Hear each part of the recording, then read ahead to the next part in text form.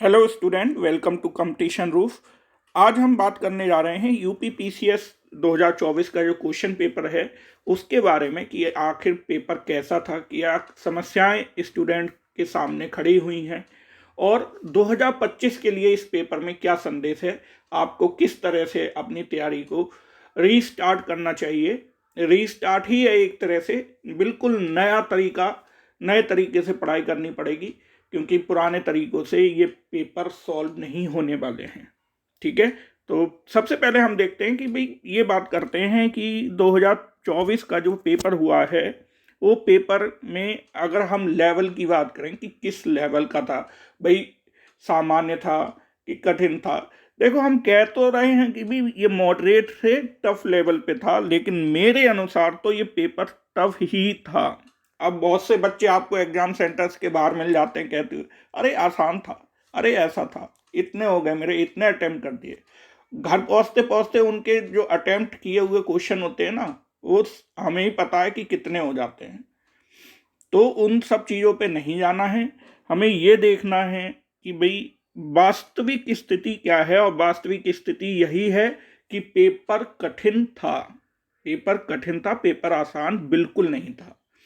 क्योंकि अगर हम ऑप्शंस पे भी देखेंगे कि भाई ऑप्शन कैसे थे, तो अगर आपको एक ऑप्शन पता है तो भी आप प्रॉपर उस क्वेश्चन को नहीं देखो। 10-20 क्वेश्चन पे पेपर का विश्लेषण नहीं होता है कि 10-20 क्वेश्चन आसान थे तो हाँ भाई आसान पेपर था, या जिन्होंने 10-20 लगा लिए उन्हें लगता है कि आसान ही था।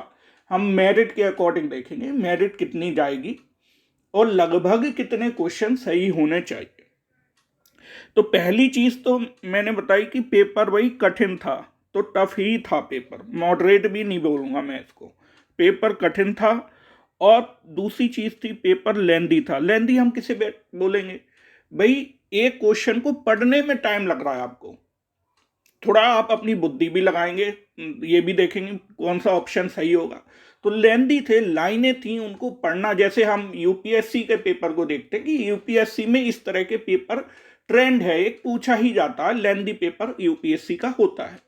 लेकिन यूपी पीसीएस ने इस तरह के पैटर्न को बिल्कुल अनएक्सपेक्टेड तरीके से चेंज कर दिया। अब बहुत से बच्चे तो कह रहे हैं कि ये बदला लिया आंदोलन का, तो जो भी है, लेकिन पेपर बहुत ट्रिकी था, बहुत ज़्यादा लेंदी पेपर था। ठीक है, देखो जो हमारा ट्रेडिशनल पैटर्न था यूपी पीसीएस का, उसमें बहुत बड़ा परिवर्तन ये यूपी पीसीएस में दिखता है प्रारंभिक परीक्षा के स्तर पर। ठीक है, मैं ये चीजें थी कि स्टूडेंट लास्ट मिनट तक पेपर सॉल्व करते रहे इसका, है ना, लास्ट मिनट तक लगे रहे थे, है ना। तो इसी से हमें समझ आता है कि पेपर जो है लेंदी था। ठीक है, यदि आपको एक ऑप्शन या एक फैक्ट पता है तब भी उस क्वेश्चन का सही आंसर कर दें आप, ऐसा संभव नहीं था। यानी आपको किसी भी टॉपिक का डीप पता होना चाहिए, और फैक्ट बहुत ज्यादा याद करने वाली चीज हो गई है अब पेपर में, कि कितना फैक्ट ज्यादा से ज्यादा याद कर पाओगे तभी संभव है, क्योंकि हर लाइन में फैक्ट है।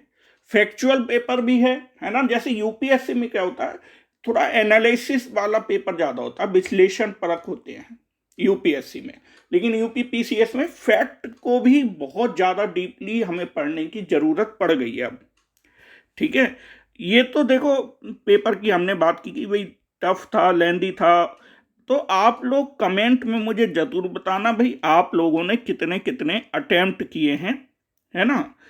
अब बात करते हैं कि 2025 के अभ्यर्थियों के लिए क्या संदेश दे गया ये पेपर। ये पेपर संदेश देकर गया सीधा सीधा कि सबसे पहला तो भैया आपका जो बेसिक कंसेप्ट है वो जो है वो तैयार होना चाहिए, बेसिक।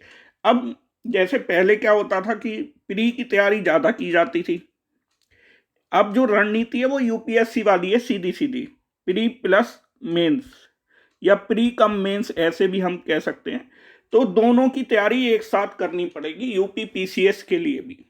वही उत्तर लेखन, आंसर राइटिंग होनी चाहिए, प्रॉपर तरीके से पूरी डिटेल में तैयारी होना चाहिए, और फैक्टों पर ध्यान जरूर होना चाहिए, क्योंकि यूपी पीसीएस जो है फैक्टों में ज़्यादा घुसता है और यूपी पीसीएस के इस पेपर में भी फैक्टों पे ज़्यादा ध्यान दिया गया। ठीक है, तो फैक्ट हमें याद करने ही पड़ेंगे, रटना पड़ेगा ही, लेकिन रटना कैसे है, बेसिक कंसेप्ट के साथ रटना पड़ेगा कि भाई बेसिक भी स्ट्रांग होना बहुत ज़्यादा जरूरी है। हर टॉपिक का जो भी आप टॉपिक तैयार कर रहे हैं उसको डिटेल में पढ़ना जरूरी है, डिटेल एनालिसिस उसका होना जरूरी है, फैक्ट ज़्यादा से ज़्यादा याद हों। और करंट अफेयर्स भी हमने देखा, वही करंट अफेयर्स में जो क्वेश्चन पूछे गए हैं वो काफ़ी डीपली हैं। मतलब सिंपली आप एक कोई मैगजीन पढ़ लेंगे और मैगजीन पढ़ के आपका करंट अफेयर सही हो जाएगा, ऐसा नहीं है। तो सबसे पहले आपको क्या करना है, एक तो अवेयर रहना थोड़ा न्यूज़ में जो जो चीज़ें चल रही हैं, उसके बाद न्यूज़पेपर भी पढ़ना पड़ेगा आपको डेली। और अगर कोई इम्पोर्टेंट टॉपिक आपको लगता है तो उसको एक तैयार करते हुए शुरू से ही चलना है ना, क्योंकि करंट अफेयर्स में भी काफ़ी पुराना करंट अफेयर्स भी पूछा गया है।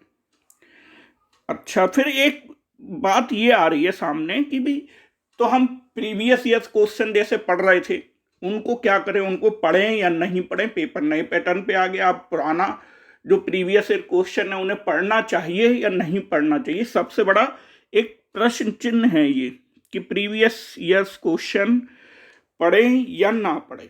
तो देखो, मेरा मानना तो ये है कि प्रीवियस ईयर क्वेश्चन तो आपको सभी को पिछले 10 सालों के पढ़ना जरूर चाहिए।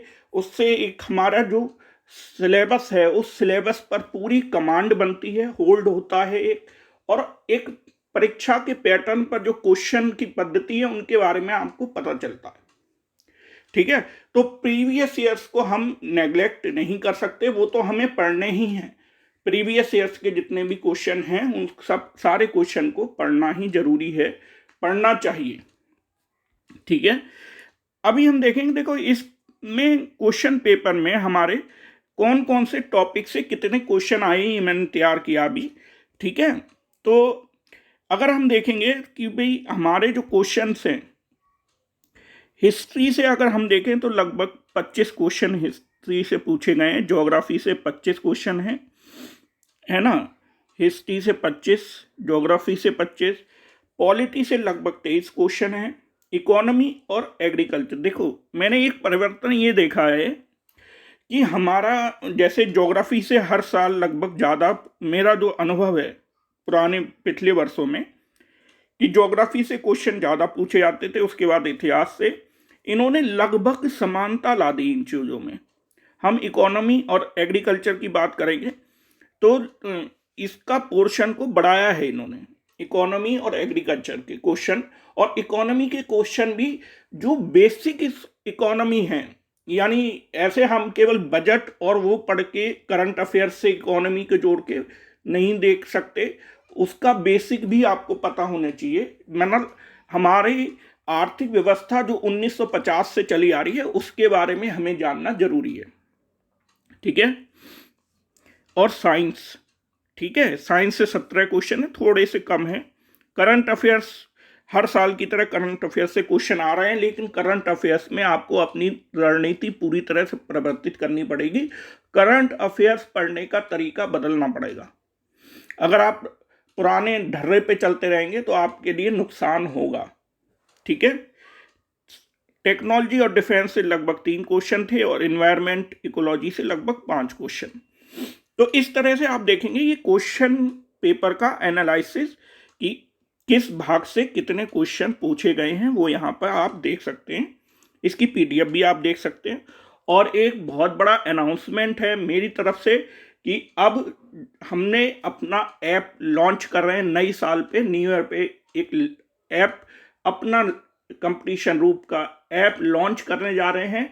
तो आप सभी इस वीडियो के डिस्क्रिप्शन में बॉक्स में देख सकते हैं, वहाँ पर लिंक है और लिंक के माध्यम से आप ऐप को डाउनलोड कर लें। वहाँ पर सारी तैयारी आपको करने को मिलेगी।